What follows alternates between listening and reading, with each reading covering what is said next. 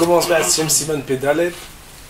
Tout Rebbe Yosef, à vrai dire, il est tellement court que je pensais même faire le bar, mais comme le Mishnah il est un petit peu plus long que d'habitude, proportionnellement, donc on va étudier. Il y a marqué Merhatz Hadash Shelo Rahatsubo Me'ola Mutar Likrotbo. Traduisons.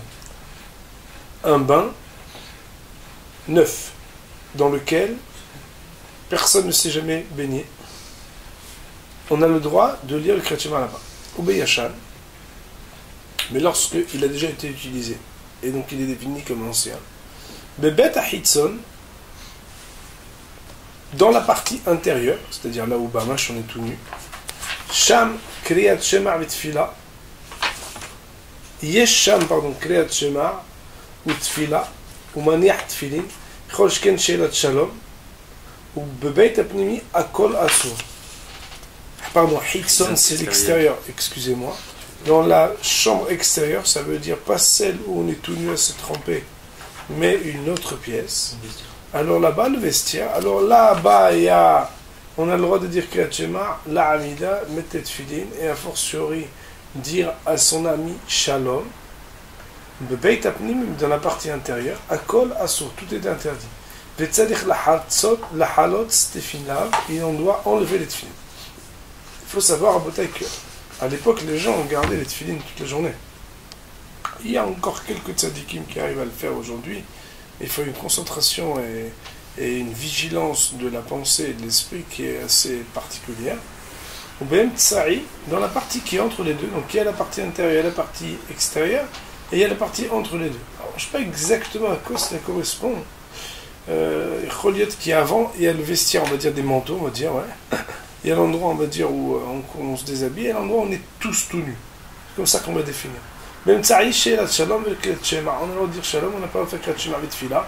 Velo menech tfilin, on n'a pas le droit de mettre des tfilin. Valim ayou berosho, mais s'il les avait sur sa tête, ça veut dire sur lui, en tzarich lehalletzan, il n'a pas d'obligation formelle de les enlever. Voyons sur ce siman les paroles du Beit Yosef. Le Beit Yosef nous dit Merhatz Hadash. Tout ce siman-là, en réalité, c'est une Gemara dans le premier chapitre de Shabbat, à la page 10a. Le Katvo arrive à Roche, mais sauf avec Mishimetome, le Rif et le Roche, que vous savez, ils prennent les halachot des Gemarot, au lieu de le mettre dans le traité de Shabbat, ils les ont mis à la fin du Perek Mishimeto. Pourquoi? Parce que comme c'est dans Brachot qu'on parle des lois de la vigilance pour Tfila, Kriyat Shema, etc., eux, ils l'ont mise là-bas. Et le Rambam, il amène deux halachot, une dans les lois de Kriyat Shema et une dans les lois de Tfilin.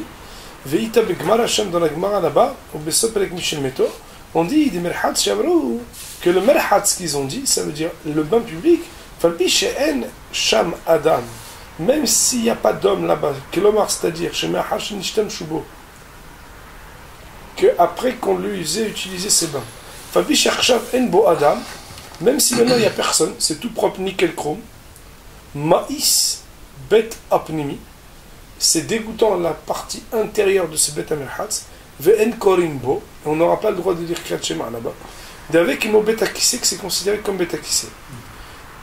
Que quoi? Que bet akise, shaf alpi, chez pinu tsoa mimeno, que même le bet akise, lorsqu'il n'y a plus de tsoa, en korimbo, on n'a pas le droit de dire dedans. Donc on voit ici qu'il y a un parallèle qui est fait entre le Merhatz Yashan et le Bet Akise chez Pinu Mimeno et Tatsoa.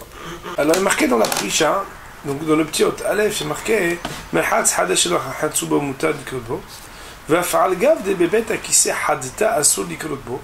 Et bien que il y a quand même une différence, c'est qu'un Bet Akise Hadash, Hadta ça veut dire Hadash. Souvent le Dalet et le Shin s'interchangent entre l'hébreu et l'araméen.